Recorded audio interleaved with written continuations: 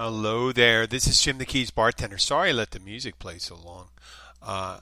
We don't have uh, many live listeners, but this is Jim the Keys bartender coming from Key Largo. I'm solo today. Um Not by design. Well, by design. Um it is beautiful in the Keys. We're in I guess, the mid 70s right now. It's sunny. Friday. Friday. Then if people come in, I'm a bartender. I want to talk about Happy Friday. Really, it doesn't need to be said. Happy Friday to you. How miserable are you with your job that you're just dreading the Mondays and celebrating the end of the week? Fridays, if you're a bartender, Fridays are the beginning of your week. That is the way I see it, the busiest time. Unless you're one of you just work days maybe or something like that. Not that it makes you less of a bartender or uh, you know service staff or anything like that. But yeah, it really helps to really enjoy what you're doing and not dread and not be put off by Happy Friday. Uh, I just I did have said a couple times, you say Happy Friday, but I hear Monday. You know, Looks like someone has a case of the Mondays. Well, fuck that. I do not have a case of the Mondays. I'm getting ready for work. I'm happy to go to work. This is where I make my money, and I enjoy it. I hope there's not a pause. Okay, there we go. So, uh, this episode I'm going to call it COVID Christmas, and because that's going to be probably the preeminent thing we remember from 2020, and that's something we're going to share worldwide. When I say worldwide, it's when you're years from now, when you talk to anybody from almost any country in the world, you're going to have this to share with them, what your experiences were going through this. And that kind of brings us together when you have a shared experience, right? Just remember the people that survived the Poseidon Adventure, um, any zombie movie, God, almost anything. You know, that when you survive stressful times, you just have a shared camaraderie, and I think Christmas is going to do that. But like I said, internationally, and another fun thing, because I'm a podcaster, sometimes I talk to people that are in radio. And not because I'm a podcaster. What am I saying that for? I know people that work in radio.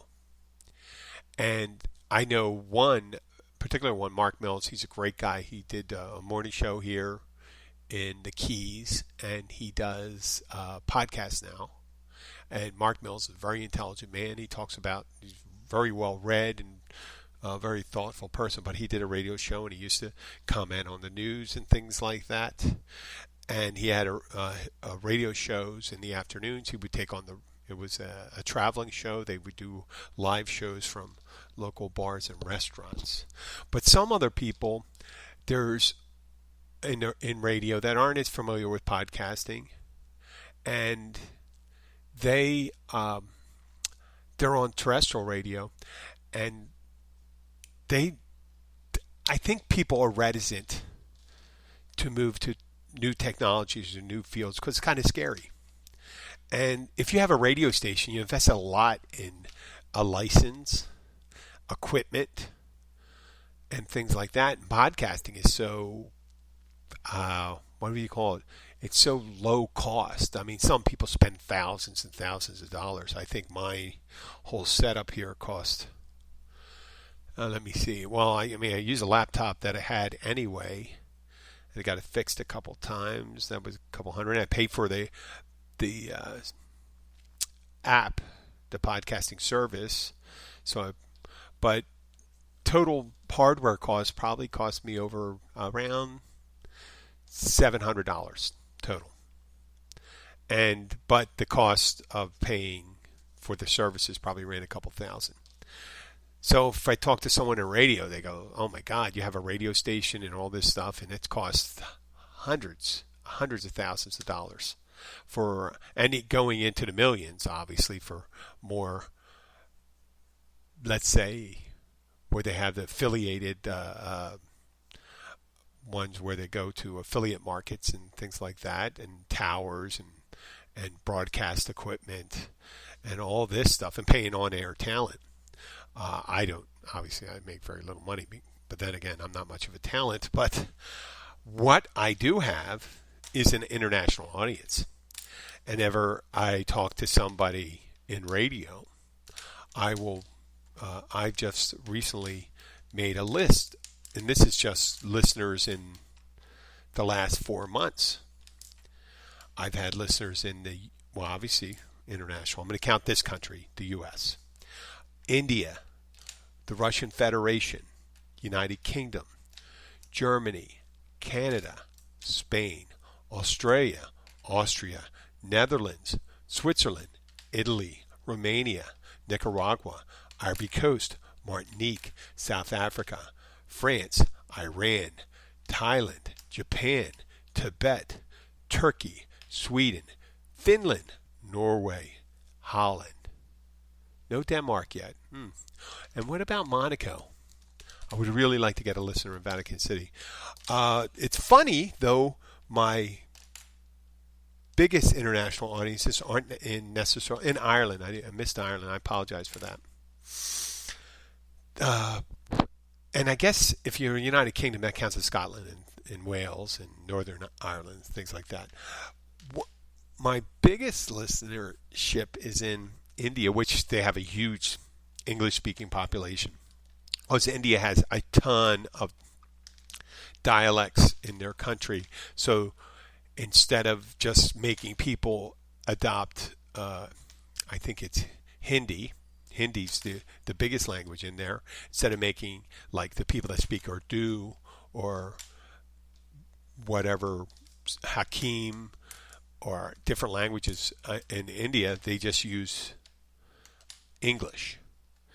And why just in the top 5 or top 4, India and the United Kingdom are the only, have the large English-speaking populations, and Canada and Australia and Ireland and stuff like that are lower, where you have a Russian Federation and Germany in there.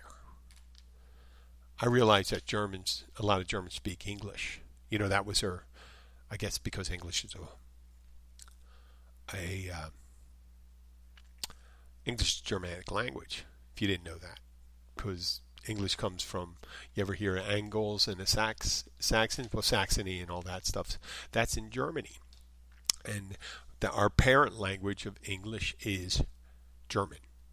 So if you go back, is from the Germanic tree of languages, I guess you call it. And I don't want to get deep into that. I mean, not at this show. I don't want to bore the shit out of you. But if you show people, these are just last couple months. These are listeners I had. I mean, Iran. I would love it if North Korea would show up there, and the Vatican, and maybe Monaco, and some small countries like Swaziland and Zimbabwe, because they have a lot of English speakers. I really definitely have to get into make inroads into Africa. I mean, I have the Ivory Coast, and I think I had some South African. I had South Africa, the Republic of South Africa. But, there's Nigeria, there's Kenya, they're native speakers. Egypt, I think I had Egyptian listeners in Egypt. And it's just amazing that when you tell someone on a radio show, and radio, you tell people radio has an online component too, because you can almost listen to any radio show online. So, but their main component is terrestrial broadcast. And you tell someone like that, you just up your credit. Like they said, I've had someone in Tibet listening to me. Now, what are there? 24 million people in Tibet? That's a guess. I don't know that. I know Australia's in like 35 million, but Tibet. So it's very unlikely in Tibet that it's one, we got some of the main lamas in there and stuff like that. And I don't think the Dalai Lama is in Tibet because the Chinese would probably take him out. I think I had Bhutan too. Bhutan is one of those Himalayan countries. It just amazes me that the access that we have to touching other people here from the Florida Keys. I mean, from anywhere. Obviously, I could be anywhere as long as I have an internet connection or have to broadcast live. You have to have an internet connection to you don't necessarily have to have an internet connection to do a podcast. You could do a recording and you can have someone upload it. So you could be in the far north of the Arctic Circle in Prudhoe Bay, Alaska. And I'm sure there's a podcast from the north. And there's probably there's been podcasts from McMurdo Station in Antarctica. There's no reason why there shouldn't have been. There should have been one episode where someone called them up and they talked to them on the radio or whatever. They used a satellite phone, and to do anything like right now. The shame about the live component of it, because this host, I'm speaking myself, is not consistent enough to show up at the same time. I guess if it was one of the things I was earning bread and butter with, I'd have to do that at 5 o'clock. 5 o'clock Eastern Standard Time every day. Show up. There's my show. And if you want to listen to it live, you listen to it live. You could be like a radio. If you want to listen to it, if you have, obviously most people have some kind of data service where, at least in the West, and I don't mean to poke fun at people in other countries and stuff like that, but then, they're getting access to Wi-Fi and things like that. With the advent of cell phones, a lot of these developing countries are foregoing the stringing of landlines for telephone and data. And when 5G comes along, and then the other one, that the more progress has made in technology, the less likely you're going to see landlines just stringing up where people do the telephone and their internet. So it's unlikely that someone's in the developed country says, we're going to have to string up the whole country. No, you don't have to string up the whole country. If there's a small country, you don't have to put up 500 towers, right? I mean, tiny country, right? Or a couple thousand towers. You still have to put up poles for the lines. Why wouldn't you just do the other ones where you don't have to string wires? And when you have a loss of service, it's not like a domino effect. When you lose a line, you don't lose everything down the line with cell service and internet and all those things. So you will see that more and more. So that's interesting when I tell people. I say, you know what, radio's there. Radio is still there, and there's still a service for radio. Obviously, if there is an asteroid strike, zombie apocalypse, alien attack, anything that turns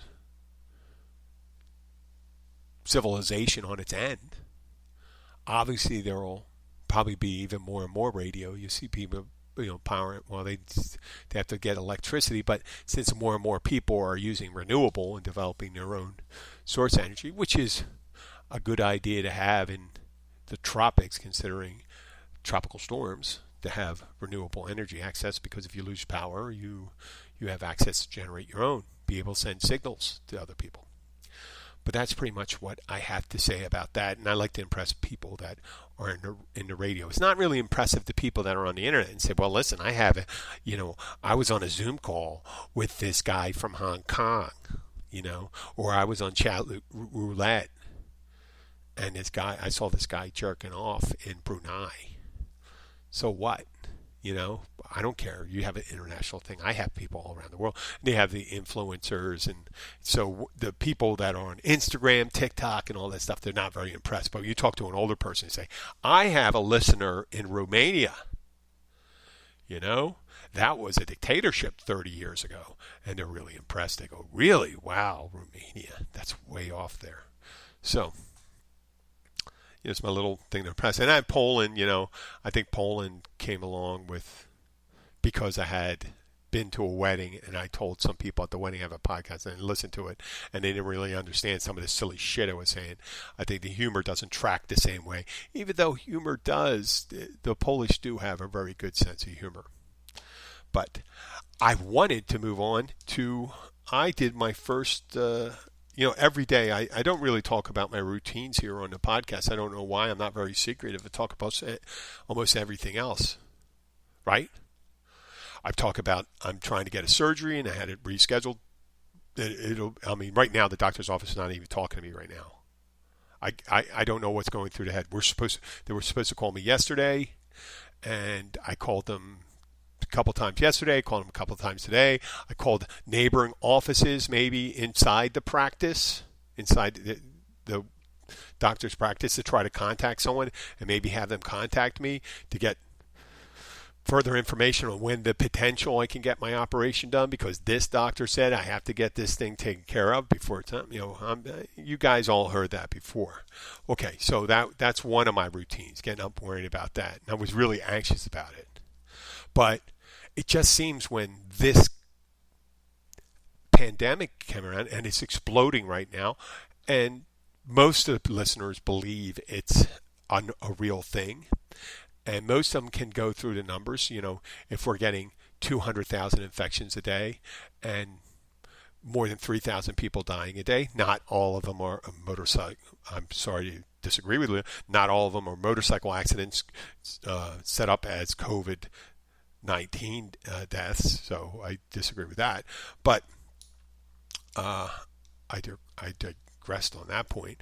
What I'm saying is that I realize that when these big problems are going around the world, that my little issue is not high up on the list at the doctor's office, right? With the surgical coordinator. I'm aware that I am not the center of their universe. I'm not even the center of my universe. My family's the center of my universe.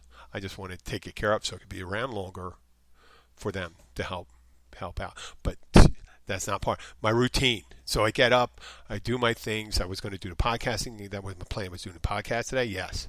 So I get up. My wife gets up, and she wakes up my daughter. They get up to go to school. They get up around 6:15. I'm up at around 6:45, even though, I'm a bartender.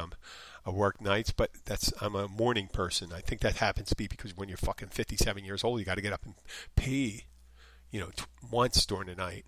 And if I can hold off on the water and stuff like that, a lot of times I can hold off for 7 hours. That is an exciting night for me. That's how it changes when you get a little older. Younger people, just listen to that. Take care of yourself. But I don't know how much taking care of yourself will keep you from getting up in the middle of the night peeing. But, there's little victories. That's what we have to do. So I get up, 7 o'clock. The first thing I do, a message pops up. It's 6:45. It's from one of my coworkers. If you're an avid listener, you realize I work part-time at a gym that is attached to a hospital, and it's open to the public because we are a small community here in the Upper Keys, and our community hospital is kind enough to have a well-supplied and managed gym and well-staffed gym that's open to the public because there's not enough people in the hospital, to do rehab and not enough employees to keep a full staff on. They open it to the public to kind of pad the payroll by having more members, which made a lot of sense. And I became a spin instructor there.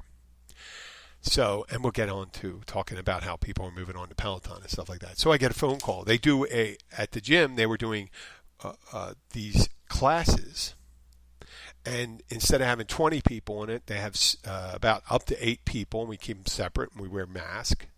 Yes, we wear masks when we're working out at a cardio thing, right? But hey, listen, soldiers wear masks and stuff like in hunters and stuff like that. Usually you're expending a lot of energy. You could breathe through them. It's harder to breathe through them, but then again, exercise is harder, isn't it? It's not about doing things easily.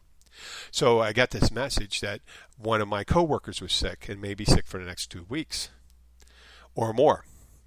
And I am a selfish individual. I realize I'm a selfish individual, but I'm also aware that if I take care of the people around me, that they're more likely to feel giving back when I need to be taken care of. So I know it sounds duplicitous, but as soon as someone needs help and I'm available, I'm like, what the hell? I haven't taught a spin class in 8 to 9 months. It was back in March, I think. I've done spinning. I've been on a bike maybe 12, 15 times, but I haven't conducted a class for about, let me see, it's December, so it's about 8 months. And I did my first one, and first one with a mask on, because a couple times I go into the room by myself and I wouldn't wear a mask because I'd be the only one in the room, and then I just clean up everything. So I did my class. I got up and I did that, and it went pretty well. You know, I always feel better. This one thing I said in previous podcast, if you're feeling depressed, anxious, restless, do something for yourself. And for me, that's exercise. And exercise is really good. Taking a walk, talking to a friend. You don't have to you don't have to go up and see them. Close. You can maintain a social distance. And I realize gyms are, kind of the focal point of where these happen. But a gym is a place where people maintain their mental and their physical well-beings. So it's important to them. And I'm not talking about just maintaining if you need a buff body or things like that. I'm talking about that's what they do to get themselves, there. And so not everyone can afford a Peloton, or one of those mirror things. It's an opportunity. They're going to say, hey, listen, be responsible. Buy one of these mirrors. Yeah. It's a great invention. I'm not going to poo-poo that. You heard me say that before. But a lot of people get more motivated. And if you ever try to work out by yourself, just go and run and do things by yourself, or do things with a person yelling at you over the phone or through a Zoom call or whatever you want to do, over, if you have a remote, if you're working out remotely or by yourself, the motivation level is different than when you're surrounded by other people that are doing it. And I'm not saying packed in there. So you seem to commit more of an effort. And I didn't know how I'd fare doing it. I did all right. I'm not saying I did my 100% workout, because when you're a spin instructor, you got to work out too. And I view, when I'm looking at someone working out, I can tell by the way they're doing it and the way their feet are moving, and how much I can tell if they're applying pressure or if they have low resistance and are just coasting. You're just coasting. You just have the thing where your feet are moving up and down real fast. Hey, that helps some people. I imagine it does, but it doesn't help as much people if you have a little resistance in there and you're breathing heavy and stuff like that. And I seen there was a woman in there, and you could tell, man, she was having a hard time with that mask, but she kept her mask on. I'm watching her. I said, boy, what a trooper. And I tell people, I said, listen, if you need to stop to get water, stop, get off. I'm not going to say shit. If you need to use the bathroom, do all this stuff. You showed up here. And some people may view that as selfish. I'm a bartender, and I work in one of the places where it's probably, though not my particular restaurant, but the industry itself is, and I know it pisses off people that are in it, but it's the worst place to go if you don't want to transmit or be infected with this virus. And I still work there. I made a strategic decision before COVID to go into this industry. I don't know why. It's a hard one. I mean, it's a hard industry to work in. You don't really, you do, the longer you work in here, the more money. If you stay put, and this is my view, if you stay put at a place, especially my kind of place where there's more tourists, and you connect with the tourists, and you connect with the locals will come and see you. And once you connect with the tourists, the ones that come back and say, hey, listen, if you go in there, and year after year, your numbers go up, and you see the people, and as you get to know, your income goes up. It's kind of like giving yourself a little raise each year by being thoughtful and kind. And that's why I did that, and I decided I had all these side businesses where I have and if you're an avid listener, you heard the side business. I got this mobile notary thing. I know they do electronic verification and notary and stuff like that, but I do this thing where people need real estate transactions, a will sign. In Florida, you can actually a notary can perform a marriage ceremony. And there's some people that just need a signature. When they just need a signature, I just send them to UPS or something like that. Because if they come to me, if I have my stamp and they come to me and someone just needs a signature verified and they show that stuff, I normally don't really charge them anything. But the mobile part is where I make my money, so I have to go there. They don't want to travel. They got to go. They don't feel safe. They want me to come in there, wear a mask. They don't want to go any place else. There's people that are really fearful about that. They don't know that now because after months of the pandemic, we just see the people going out there. There's people that are going out there not caring, right? They'd say about most of the transmission occurs in about 10% of the population. And that bears well out in the numbers because the 10% of the population is, 32 million people. Currently we have 15 million verified infections, right? With the notary thing, and that's my side business. But I did years ago. I started with delivery, and then the online app came around. I mean, I was like a guy who developed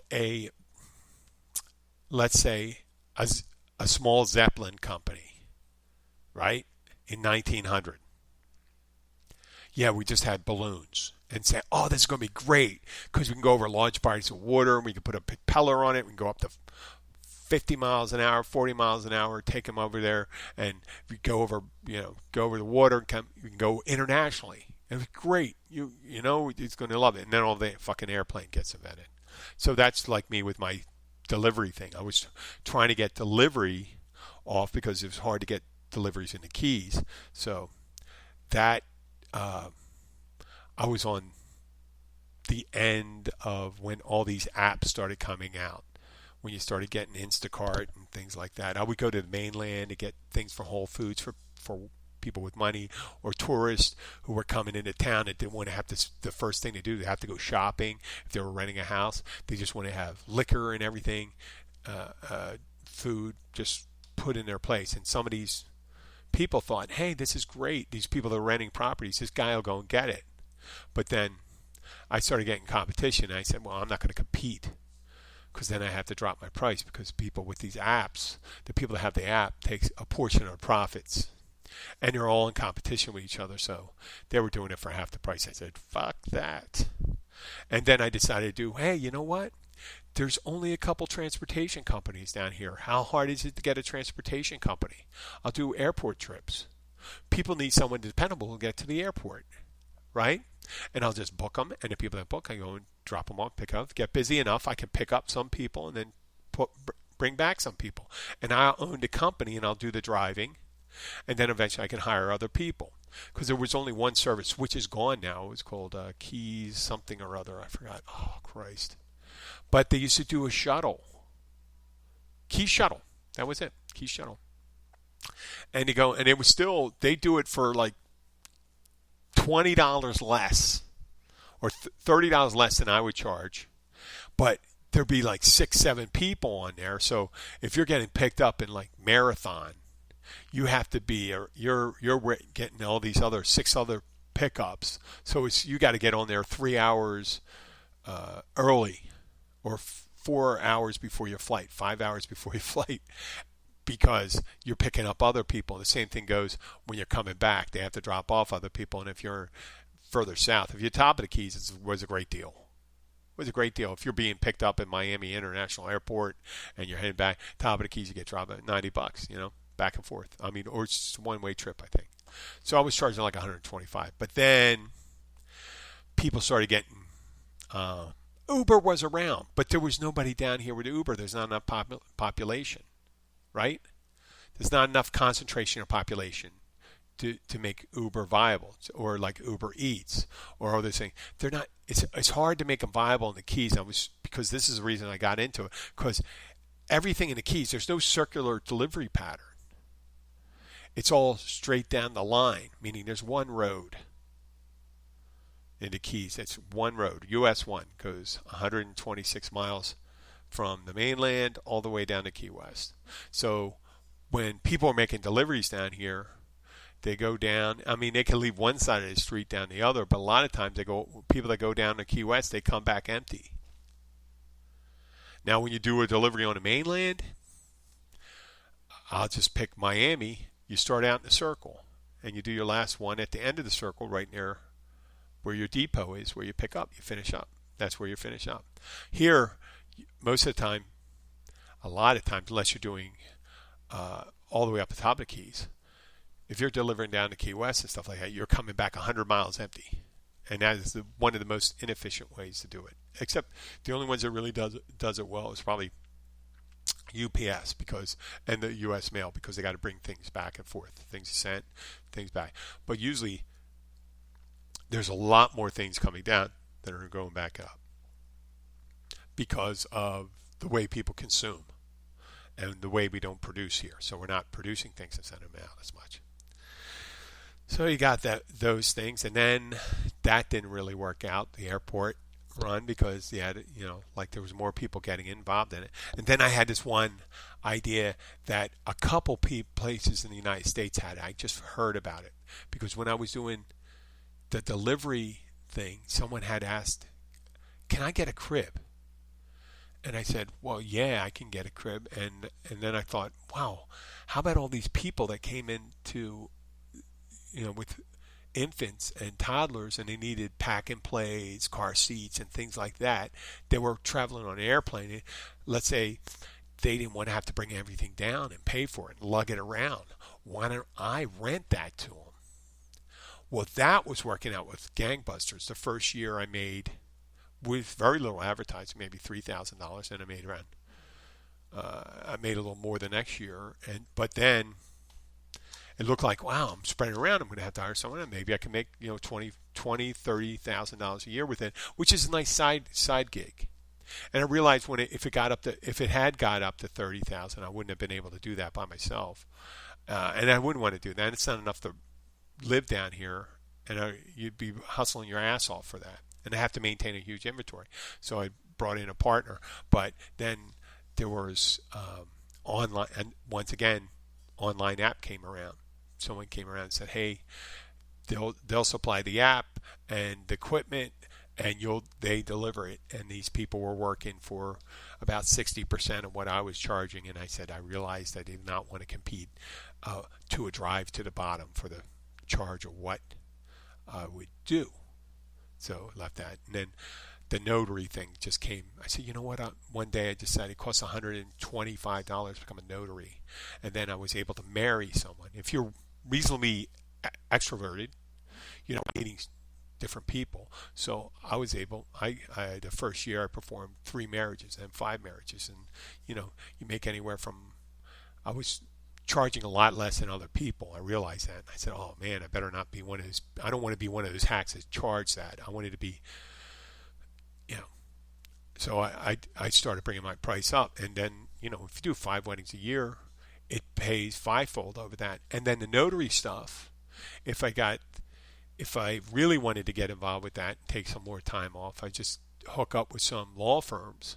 And law firms needed people to print out documents, take them to the courthouse, get them signed down here, do an overnight mailing for them. And as a notary, I'd be able to notarize a signature. As long as, there was a tricky part with that because I can't have financial gain through it, even though I'm working for it. So it wasn't that, because I'm just being paid for the notary and the delivery thing. There's no additional financial gain for getting someone to sign something like that. I get paid no matter what.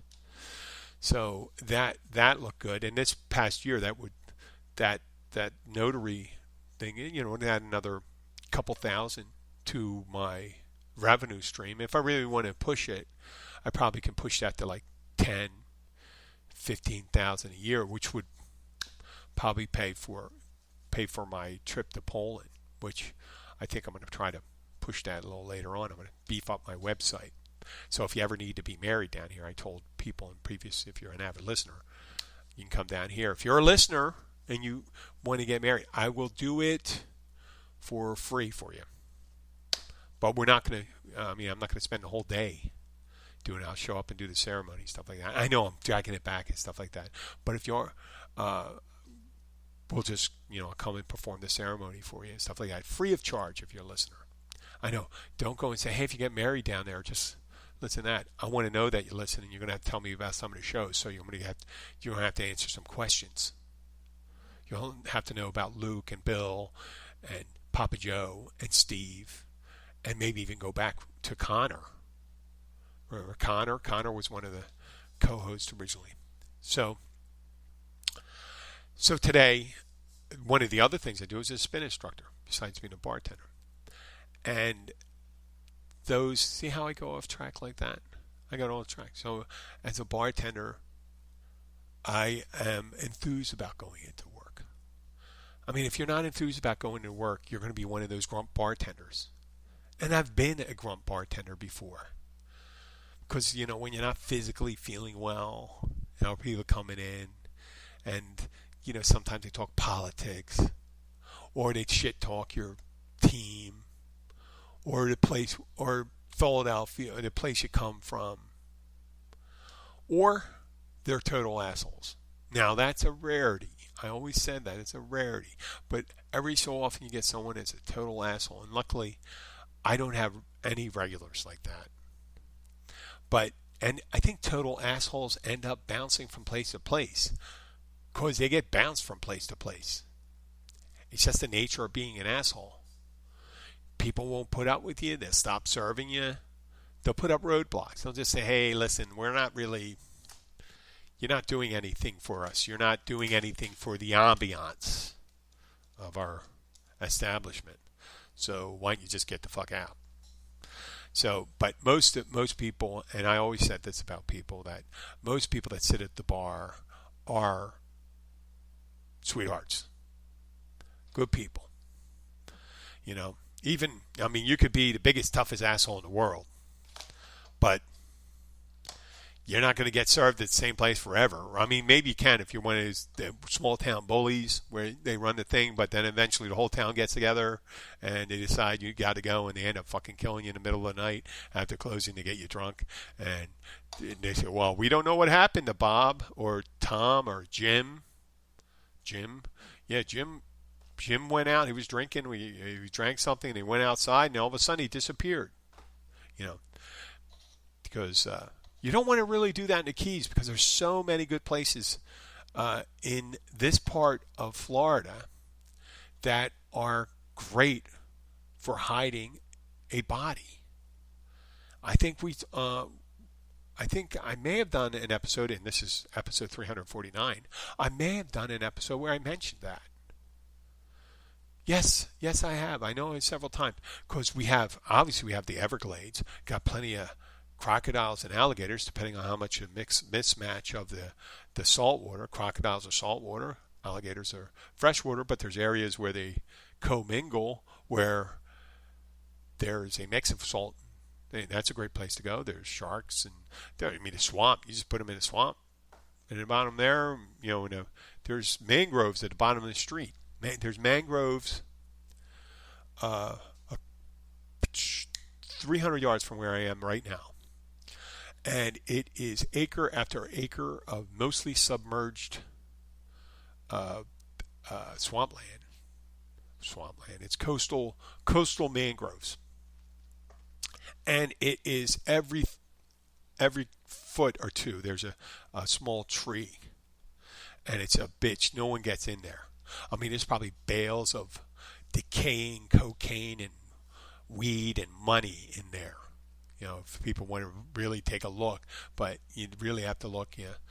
That's every so often people say, "Oh, I found this washed up along the side," and maybe on the next one, there was some fisherman that found a bale of cocaine.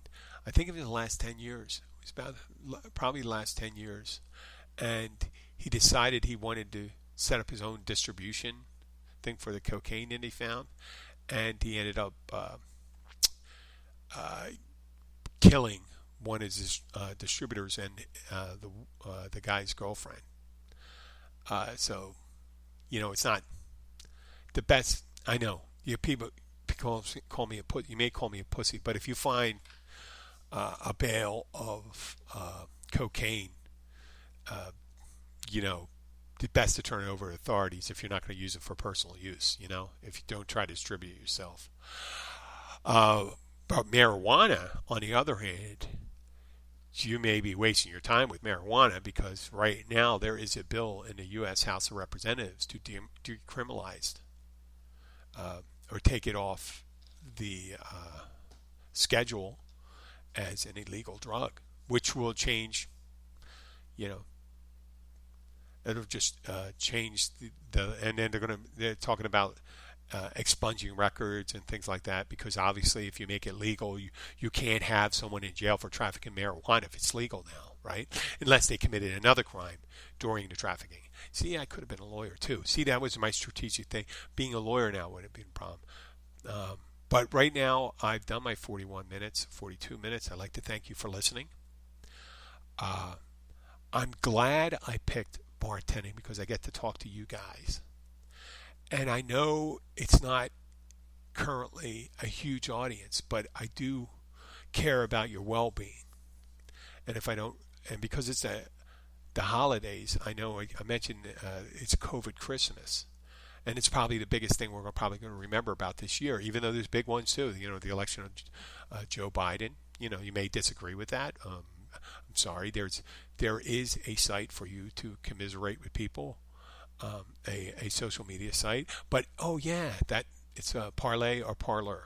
If it's for the French word to speak, it's Parlay. It could be Parler. But they have an open content policy, and it seems as if they are getting inundated with porn. And that's the problem with open content.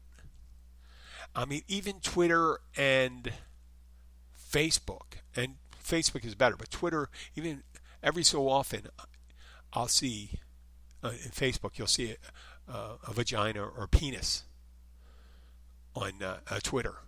Facebook, not so much, but they usually but Twitter is so, I guess because there's so much content going on. Tweeting is a short content thing that, and even on what's that? The other Tumblr. Tumblr sounds like it would be a dating site, wouldn't it? But here we are. I just wanted to say it's you. This Christmas probably, and this 2020, we're going to remember the pandemic. And I hope you're staying safe. I hope you're staying mentally healthy as well as physically healthy. It is a real thing right now. The vaccine's coming out, so we have something to look forward to in 2021. There's a light at the end of the tunnel. And if we practice social distancing and wear a mask and all those things, and I know I'm working as a bartender, but I got to feed my family, right? What am I going to do? I'm living in Florida. Florida is not the most, not the place if you want a big social net, safety net to protect you if something were to happen. Florida is not the place to be. Better to be in another state. It's more of an independent thing, but I'm still strong and all that stuff, and it is ravaging. Florida just came out with a story of how the governor has suppressed our COVID statistics and our hospitalization numbers and things like that, and that may be the problem with I'm not getting the surgery. But, I mean, I am going to get the surgery eventually. When they call me back, if I can get a hold of them, I'm going to have to call them some way. I may have to go to the office and talk to them. Go without an appointment and say, hey, listen, you got to talk to me. What are you going to do? I am sidetracking anyway, but no, this is for listeners. It's not about me. You take care of yourself. If you have any problems or anything, reach out to somebody to talk to. If you have any questions, send me an email at keysbartender.com. I'm changing all the things to Keys Bartender. You won't see Florida Keys Bartender anymore because you should be able to understand that. People should understand it's Keys Bartender. If they're going to search for it, they're not going to say, I'm looking for a podcast in the Florida Keys. No. Just put Keys Bartender. If the Keys shows up, it'll show up. Okay? Thank you very much. Have a great weekend. I will be back to you. I'll probably be back on Tuesday. We'll do a couple of shows. Take care. God bless. And talk to you later. Oh, and follow us on Facebook, Twitter. Yeah, like I said, Instagram is Instagram. You can follow us. I don't do a lot with that. I should. But when I'm going to post a lot of pictures, I'm not like a chick that does a lot of selfie shots. Oh, that was so misogynistic. I am so sorry. Goodbye. Take care. Here's some nice music for you.